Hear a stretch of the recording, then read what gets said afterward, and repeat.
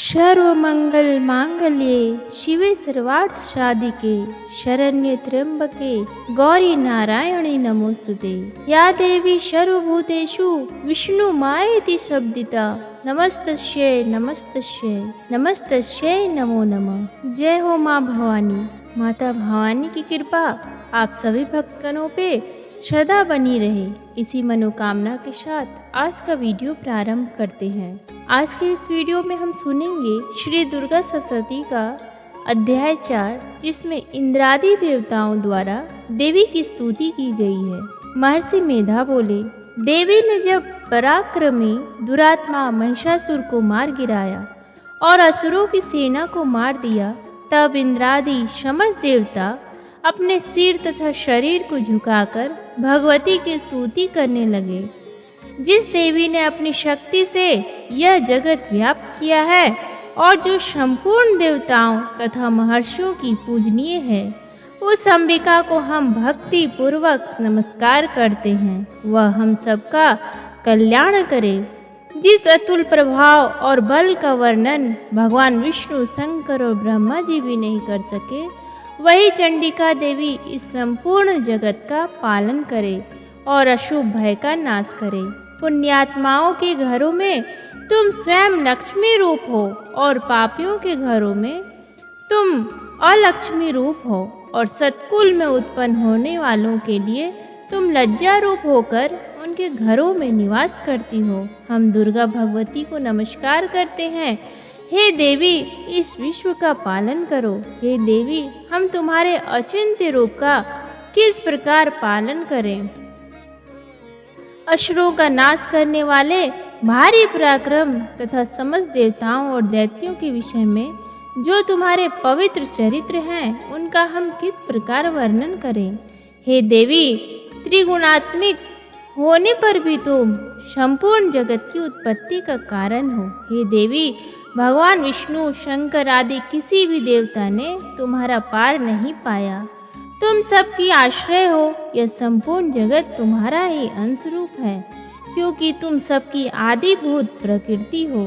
हे देवी, तुम्हारे जिस नाम के उच्चारण से संपूर्ण यज्ञों में सब देवता तृप्ति लाभ करते हैं, वह स्वाहा तुम ही हो। इसके अतिरिक्त तुम पितरों की तृप्ति का कारण हो, इसलिए सब आपको स्वधा करते हैं। हे देवी, वह विद्या जो मोक्ष को देने वाली है, जो अचिंत्य महाज्ञान स्वरूपा है, तत्वों के सार को वश में करने वाले, संपूर्ण दोषों को दूर करने वाले, मोक्ष की इच्छा वाले मुनिजन जिसका अभ्यास करते हैं, वह तुम ही हो।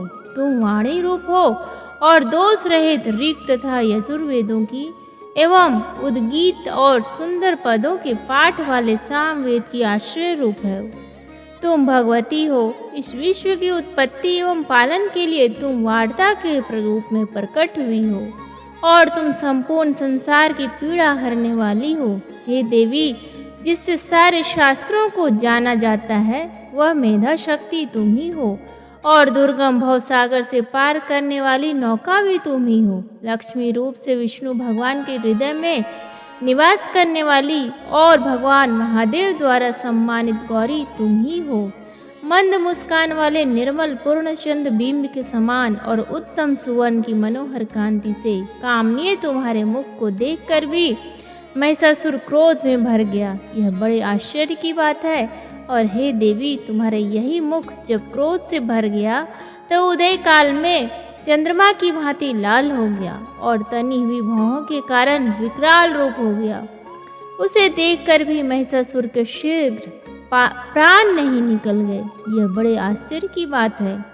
आपके कुपित मुख के दर्शन करके भला कौन जीवित रह सकता है। हे देवी, तुम हमारे कल्याण के लिए प्रसन्न हो। आपके प्रसन्न होने से इस जगत का अभ्युदय होगा, और जब आप क्रुद्ध हो जाती हैं तो कितने ही कुलों का सर्वनाश हो जाता है। यह हमने अभी अभी जाना है कि जब तुमने महिषासुर की बहुत बड़ी सेना को देखते देखते मार दिया है।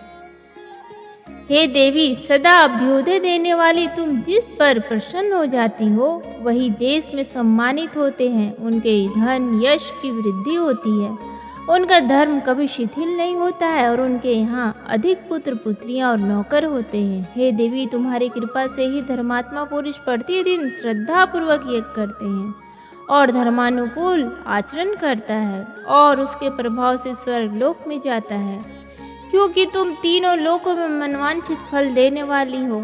हे माँ दुर्गे, तुम स्मरण करने पर संपूर्ण जीवों के भय नष्ट कर देती हो और स्थिर चित्त वालों के द्वारा चिंतन करने पर उन्हें और अत्यंत मंगल देती हो। हे दरिद्र दुख नाशिनी देवी, तुम्हारे सिवा दूसरा कौन है? तुम्हारा चित्त सदा दूसरों के उपकार में लगा रहता है। हे देवी, तुम शत्रुओं को इसलिए मारती हो कि उनके मारने से दूसरों को सुख मिलता है। वह चाहे नरक में जाने के लिए चिरकाल तक पाप करते रहे हो, किंतु तुम्हारे साथ युद्ध करके सीधे स्वर्ग को जाएं, इसलिए तुम उनका वध करती हो। हे देवी, क्या तुम दृष्टिपात मात्र से समस्त असुरों को भस्म नहीं कर सकती? अवश्य ही कर सकती हो, किंतु तुम्हारा शत्रुओं के शास्त्रों के द्वारा मारना इसलिए है कि शास्त्रों के द्वारा मरकर वे स्वर्ग को जावें। इस तरह से हे देवी, उन शत्रुओं के प्रति भी तुम्हारा विचार उत्तम है। हे देवी, तुम्हारे उग्र खड़ग की चमक से और त्रिशूल की नोक की कांति की किरणों से असुरों की आंखें फट नहीं गई।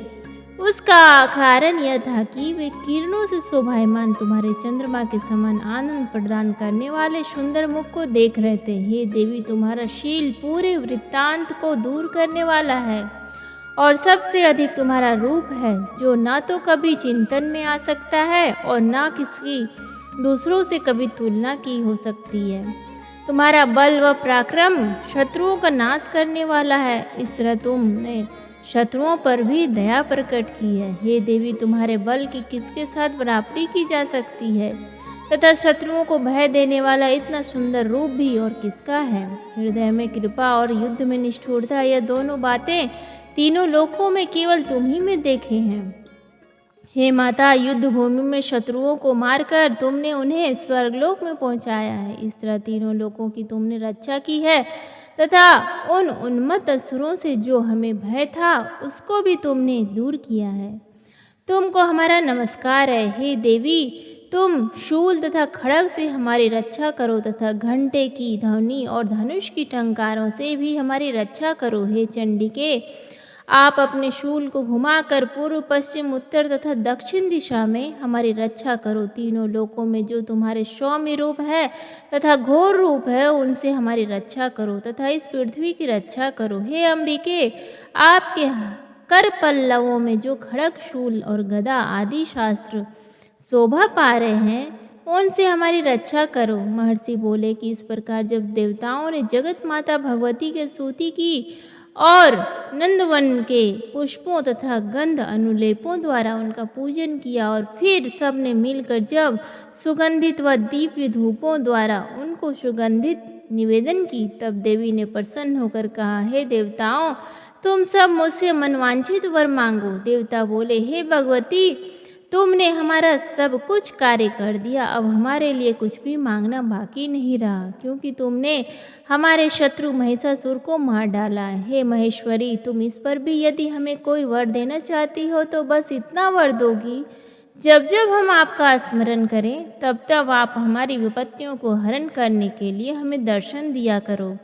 हे अंबिके, जो कोई भी तुम्हारी स्तुति करे तुम उनको वित्त समृद्धि और वैभव देने के साथ ही उनके धन और स्त्री आदि संपत्ति बढ़ावे और सदा हम पर प्रसन्न रहे। महर्षि बोले, हे राजन, देवताओं ने जब जगत के लिए तथा अपने लिए इस प्रकार प्रश्न किया तो बस तथास्तु कहकर देवी अंतर्ध्यान हो गई। हे वो भूप, जिस प्रकार तीनों लोकों का हित चाहने वाली यह भगवती देवताओं के शरीर से उत्पन्न हुई थी, वह सारा वृत्तांत मैंने तुझसे कह दिया। और इसके पश्चात दुष्ट असुरों तथा शुंभ निशुंभ का वध करने और सब लोगों की रक्षा करने के लिए जिस प्रकार गौरी देवी के शरीर से उत्पन्न हुई थी, वह सारा वृत्तांत मैं यथावत वर्णन करता हूँ। प्रेम से बोलिए माता गौरी की जय। धन्यवाद।